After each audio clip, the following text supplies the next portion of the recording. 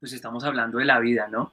Y a quienes, como yo, digamos, nos toca el dolor de las demás personas, pues hablar de estos temas, pues es delicado, es complejo, me entristece, me duele, digamos, sentir que hay pacientes que prácticamente se les ha dicho tienen que devolverse a su casa, a morirse en su casa, porque no se le puede brindar esas opciones que usted dice, ni siquiera ni por culpa de los médicos, ni por culpa de las enfermeras, sino todo un sistema de salud que no responde y que no está preparado para esta situación. Es muy difícil. Yo leía un artículo en el que se hablaba de hospitales en Colombia, en las zonas más desiguales de Colombia, en La Guajira, en el Chocó, en algunas zonas, digamos, del Caribe, donde hospitales donde tenían un ventilador, dos ventiladores, donde ni siquiera había ninguno. Es una cuestión muy difícil, muy triste, como usted lo dice, es como una guerra prácticamente, salvar al soldado que tiene más probabilidades de vivir y el que está ya casi muriéndose, pues hay que dejarlo morir. Es una cuestión muy difícil, humanamente es difícil, digamos, escucharlo, sentirlo, pero me parece que es importante, por eso yo me parece que esta entrevista y esta charla es importante, porque creo que estas cosas que están pasando hay que visibilizarlas. Muchas veces nos quedamos con la noticia que sale en las redes sociales y no nos damos cuenta que realmente la gente está sufriendo, la gente se está muriendo. Y las personas que lo han visto más de cerca, que lo han vivido, han perdido seres queridos, lo vivieron y lo están sintiendo.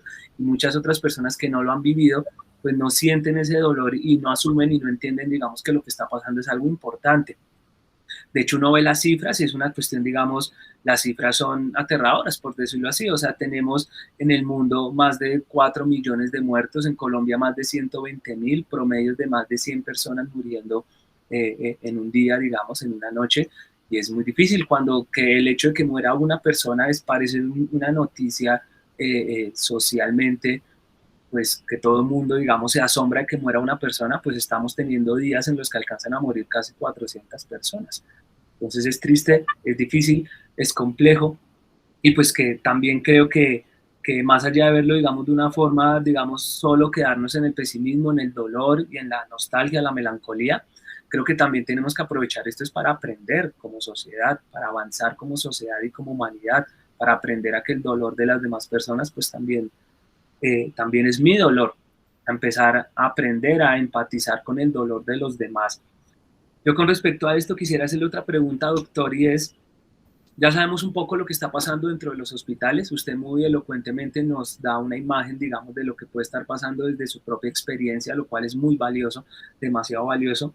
Y para dejar, digamos, en un punto del hospital, quisiera ahora preguntarle por los que estamos nosotros afuera del hospital, por los que estamos nosotros, digamos, en las calles, en mi caso que soy profesor, o los que tienen que subirse a un Transmilenio para ir a trabajar, o los que tenemos, digamos, unas situaciones de vida específicas que no conocemos la realidad del hospital, pero que también estamos padeciendo esta situación en las calles.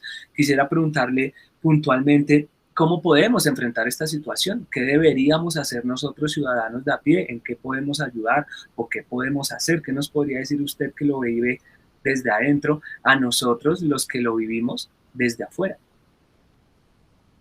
Bueno, eh, los problemas de la gente en los hospitales, eh, las soluciones que tienen esos problemas son primero, y a lo que puedan aportar las personas que no están trabajando en un hospital, es que debemos elegir a pues líderes, a políticos, a personas en el poder que realmente nos ayuden, ¿no? Eh, digamos, debemos elegir dirigentes que sirvan para solucionar, ¿sí? Que piensen en la población, ¿sí? No solamente fuera de Bogotá se ven hospitales donde hay limitaciones. En Bogotá, acá donde estamos, hay hospitales, hay instituciones donde no hay UCI, donde no hay un especialista, donde no hay un cirujano, donde no hay un intensivista, un médico especialista en cuidados intensivos. Y donde envían a la gente a la casa con diagnósticos que no son, donde hay profesionales mal formados. Ese problema pasa aquí todos los días también. Y las personas pues del común, diferentes al común médico. Pues lo que deben hacer es cuidarse, seguir las medidas de cuidado, porque en cualquier momento no solamente este virus, sino puede cualquier otro virus o cualquier otro microorganismo atacarnos, ¿sí? Es una guerra, ¿no? Es una guerra y en la evolución, como les decía, siempre se ha visto eso, ¿no? Hay que cuidarse, no hay que quitarse el tapabocas en aglomeraciones, porque el virus en cualquier momento, no solo la variable delta, sino cualquier variable puede mutar y puede terminar contagiándonos y ser mortal, entonces hay que seguirse cuidando. Muy interesante, Jefferson, lo que plantea, digamos, sobre el tapabocas, sobre otros cuidados también, sobre no permitir, digamos, las aglomeraciones, sobre lo posible seguir manteniendo, digamos, los cuidados personales, colectivos, distanciamiento, etcétera. El punto del tapabocas me parece interesante recalcarlo porque pues el tapabocas evidentemente pues nos cansa, digamos, muchas veces todo el tiempo, entonces es como que a veces es como si uno ya se quisiera liberar del tapabocas y volver a la normalidad. No lo podemos hacer, evidentemente no lo podemos hacer, es muy importante seguir manteniendo el tapabocas como usted nos dice, pero hay un punto interesante que quería plantear y lo quiero retomar porque lo hablo con los niños con los que trabajo en el colegio, y es que yo también les he dicho y planteo, hay una postura personal que tengo y que defiendo, y es que el uso del tapabocas no es simplemente para mi cuidado de salud y el cuidado de salud de los demás, porque también he visto jóvenes que dicen, no, pues yo no me pongo tapabocas, yo soy joven, no me voy a enfermar, ya me enfermé y no me importa, ese tipo de cosas, como usted dice, tan individualistas, sino que también yo hablo con los niños y es que el uso del tapabocas también es un símbolo de respeto frente a las personas que han sufrido esta enfermedad. Me parece que el uso del tapabocas también es un símbolo de respeto frente a quienes han muerto, respeto frente a las familias que han sufrido, el respeto a los hijos que han perdido a sus padres, el respeto a las madres que han perdido a sus hijos. Me parece que también hay que desestigmatizar eso de que el tapabocas es simplemente para que yo esté protegido y para proteger a los demás en cuestión de salud. Me parece que también hay una movilidad, digamos, humana en que usar el tapabocas es representar de que yo respeto el dolor de los demás, de que yo respeto a los médicos y a las enfermeras que están luchando en los hospitales, de que yo respeto el dolor de las familias que han sufrido y padecido esta enfermedad. También yo lo hablo es por el ejemplo que se le da a los niños, ¿no? Porque los niños, digamos, yo que trabajo con niños, ellos se cuidan y usan su tapabocas, pero ven a un joven, a un adulto que no usa el tapabocas como si no estuviera pasando nada. Entonces el niño tiene ese reflejo de que es como si la vida no importara, como si la vida de los demás no importara.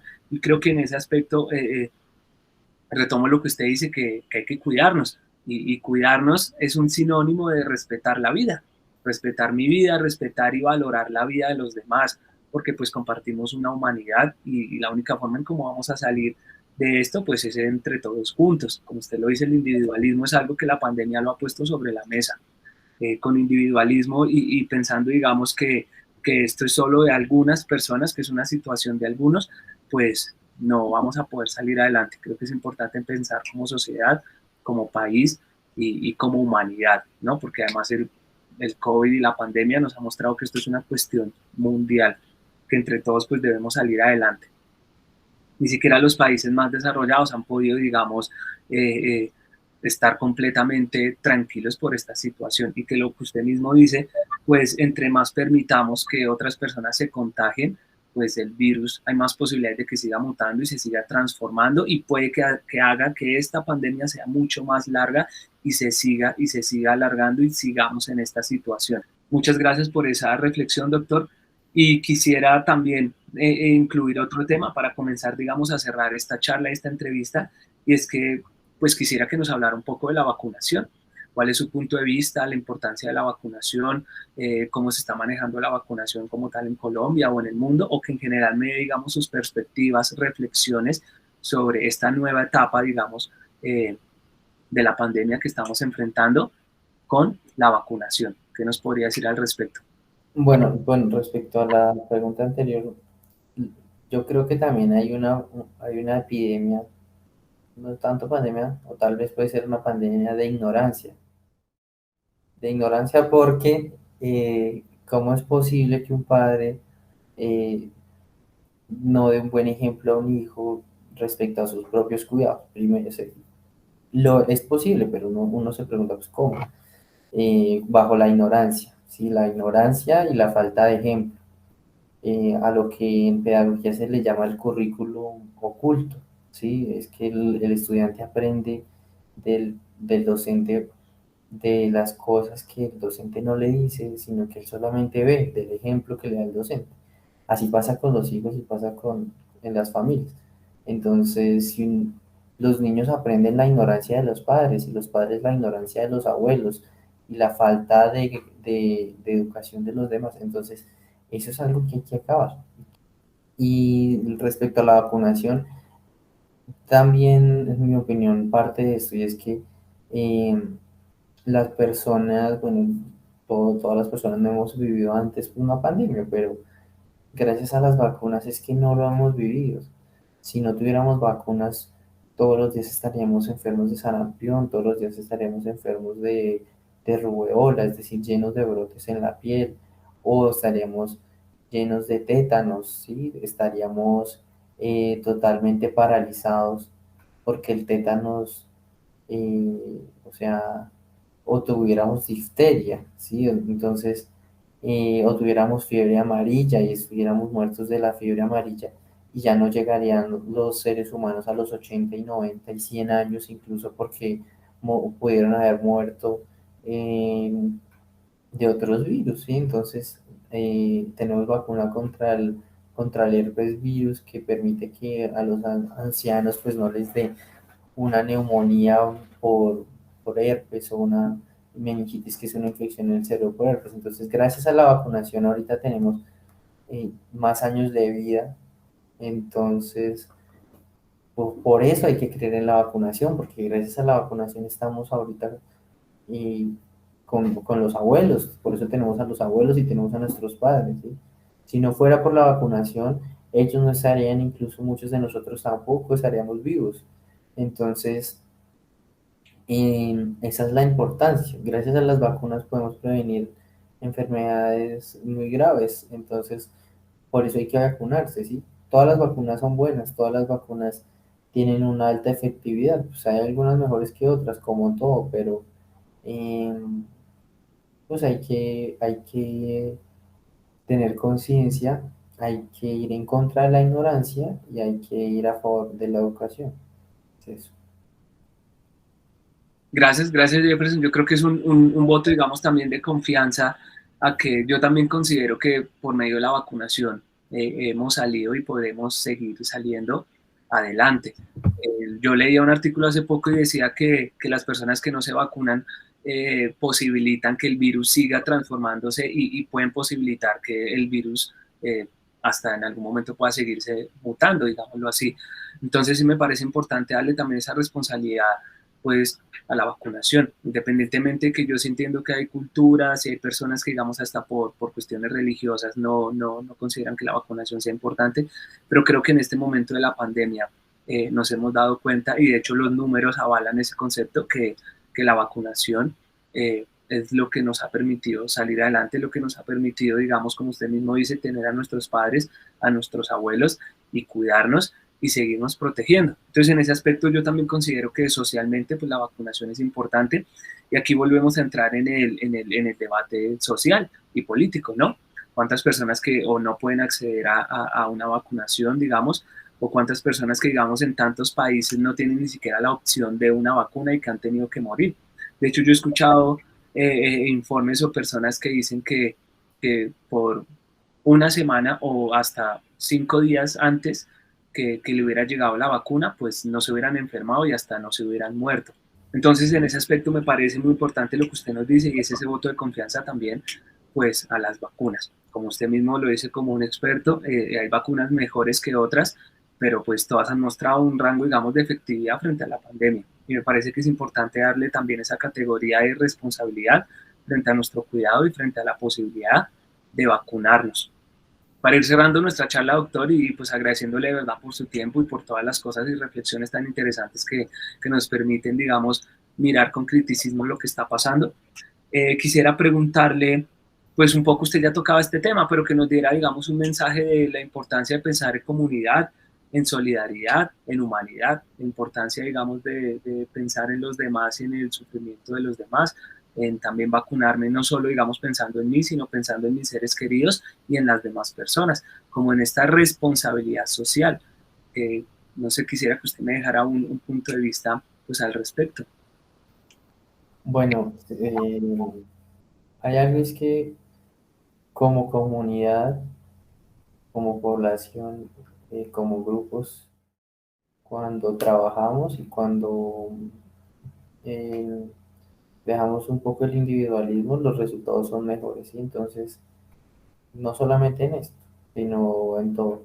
Por ejemplo, en el hospital, un solo médico atendiendo un paciente grave de COVID, y no solamente eso, por ejemplo, un paciente grave de una apendicitis, un solo médico no puede hacer absolutamente nada por él.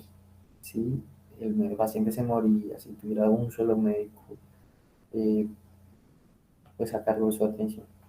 Para poder resolver estos casos hay que trabajar en equipo, hay que trabajar con otros profesionales. Una instrumentadora, enfermeras, vigilantes, camilleros. Entonces, así como para resolver los problemas de un paciente hay que trabajar en equipo, así hay que trabajar en equipo para resolver los problemas sociales, los problemas culturales y los problemas de seguridad, pues todos los problemas que tenemos ahorita aquí en la ciudad, ¿sí? Y en las familias. Muchas gracias, doctor. Todo el tiempo estuvimos, y eso me gusta mucho de la entrevista, todo el tiempo estuvimos resonando entre dos campos, que es por un lado el sanitario, el de salud, por un lado lo que está pasando en los hospitales y su conocimiento frente a la enfermedad, su conocimiento, digamos, como médico, como doctor, y esta, digamos, debate resuena por el otro lado con el debate político, con el debate del humanismo, con el debate de la importancia de la solidaridad, del pensar en humanidad. Y en este aspecto quería dejar un punto de vista, digamos, que me parece que es importante para las personas que nos están escuchando, y es que también todo el tiempo esto, repito, está detonándose en el debate político. No es solo un debate de salud, no es solo un debate de vida o de muerte o de medicamentos, sino que todos estos problemas que tenemos es porque parten de un problema político y estructural. Y cuando hablamos de un problema político, hablamos de un problema, pues, de los seres humanos. También el hecho de quedarse, digamos, en la casa, hacer cuarentena o cuidarse, tener autocuidados, pues también es un privilegio en esta sociedad tan desigual. Entonces quisiera aclarar ese punto porque no quiero que nuestros espectadores, las personas que nos escuchen, se queden con un mensaje de que, bueno, simplemente todos quedémonos en la casa, lavémonos las manos y vamos a salir adelante. No, porque no es tan fácil, y el doctor Jefferson acá nos lo ha aclarado muy bien, es algo que va más allá de eso, porque si fuera tan fácil, pues todos quedémonos en la casa y ya. Pero es un debate mucho más profundo porque hay clases sociales en Colombia y muchas personas que en Colombia lastimosamente no se pueden quedar en la casa, no lo pueden hacer. Deben salir, deben coger un transporte público que es deficiente, que es denigrante, que anda en la mayoría de veces lleno, viajar varias horas en un trancón, digamos, para llegar a un trabajo, y no se pueden dar el lujo de quedarse en la casa. Entonces es muy interesante porque el doctor Jefferson nos pone sobre la mesa también el debate político, porque no podemos creer que esto se va a solucionar simplemente con ganas y amor a la vida de parte de los médicos o amor a la vida por parte de las enfermeras. Necesitamos cambios estructurales como humanidad y como país. Repito, hay personas que no pueden hacer cuarentena, hay personas que no se pueden quedar en la casa porque necesitan salir a trabajar. La frase común, o me mata el COVID o me mata el hambre. Entonces, quisiera también que dejemos como reflexión de cierre que esto es algo que trasciende los hospitales, un problema social, político, cultural que tenemos, y tenemos que enfrentarlo como tal, y la pandemia nos ha puesto sobre la mesa, y es que necesitamos transformación, necesitamos cambios de raíz como sociedad, necesitamos eh, relaciones más igualitarias donde todas las clases sociales puedan acceder a los servicios de salud, necesitamos relacionarnos de otra forma con la naturaleza, necesitamos sistemas de salud realmente saludables para las personas, necesitamos cambios de educación, usted mismo lo ha dicho y estoy completamente de acuerdo. La ignorancia de que las personas asuman que sus actos no tienen consecuencia frente a los demás, también necesitamos cambiar esos tipos de pensamiento. Necesitamos humanismo, responsabilidad, pensar en los demás para poder enfrentar esta situación, y necesitamos, como usted también lo dice, cambios políticos de nuestros líderes, no solo echarle la culpa a la gente, que porque es que la gente no se cuida, porque así no lo quieren vender muchas veces las redes sociales, es que la gente no se quiere cuidar. Creo que también hay que transformar, y es que el Estado, el gobierno, los líderes no están cuidando tampoco a las personas, no nos están dando, digamos, beneficios, y hemos perdido la legitimidad en nuestro Estado. y la cantidad de muertos y la cantidad de problemas que tenemos son una muestra de los problemas políticos y sociales que tenemos. Doctor Méndez, muchísimas gracias por todo. Quisiera, pues, para cerrar nuestra charla, preguntarle, digamos, de parte de todos los jóvenes, personas involucrados en esta situación que somos todos, preguntarle cuál es su mensaje de cierre, si podemos ser optimistas frente a lo que va a pasar, si usted ve un futuro, digamos, cercano a esta situación, con qué mensaje quisiera cerrar. Y pues de nuevo, muchas gracias por su tiempo, por su bonita disposición y por todo el conocimiento que nos permite entender mejor lo que estamos pasando. Bueno, pues los últimos días las unidades de urgencias han estado un poco, con un poco menos de pacientes graves pues, de COVID. El panorama pues es bueno, pero nos debe seguirnos cuidando, porque no sabemos cuándo el virus puede mutar, cuándo da una mutación más agresiva y la pandemia pueda empeorar, o podamos tener pandemias de otras cosas, por ejemplo, de bacterias multiresistentes, de hongos multiresistentes, de un virus diferente al coronavirus, porque nosotros incluso hasta la puerta de nuestra casa o hasta en nuestro baño tenemos virus. Entonces, hay que lavarse las manos, y de, y de la crítica sin argumentos, de la pandemia de los malos hábitos, de la pandemia de la falta de ideas innovadoras, de la pandemia de seguir las malas costumbres de los otros, las malas costumbres incluso de las familias, de la pandemia de la falta de oportunidades, de la pandemia de la pobreza. Hay que salir y hay que seguir, pero hay que seguir estratégicamente y hay que hacer las cosas bien. Muchas gracias a los que nos vayan a escuchar, a los que vayan a ver nuestro programa. Y bueno, un abrazo. Cualquier cosa estamos pendientes y atentos. Muchas gracias, doctor, por sus palabras. Tenemos muchas pandemias como humanidad que necesitamos enfrentar y que yo considero que si seguimos posibilitando estos espacios de diálogo, vamos a poderlas enfrentar, vamos a poder aprender de esto que estamos viviendo, vamos a poder renacer, digamos, como humanidad. Y yo quiero cerrar con un mensaje optimista y que esta situación que ha sido tan grave para todos y que se va a seguir manteniendo, hay que seguir luchando, hay que seguirle dando valor a la vida, a mi vida y a la vida de los demás, y hay que seguir, digamos, buscando una experiencia de vida más digna, más saludable, más bonita, más bella, como decía Paulo Freire, una mejor vida para todos, porque esta pandemia nos ha mostrado que necesitamos y merecemos un proyecto de humanidad diferente, un nuevo proyecto de ser humano. Muchas gracias, doctor, por su tiempo, muchas gracias a las personas que nos están escuchando, muchas gracias por su tiempo, por su participación y nos vemos en un próximo programa. Muchas gracias. Mucho gusto, hasta luego. Chao, gracias.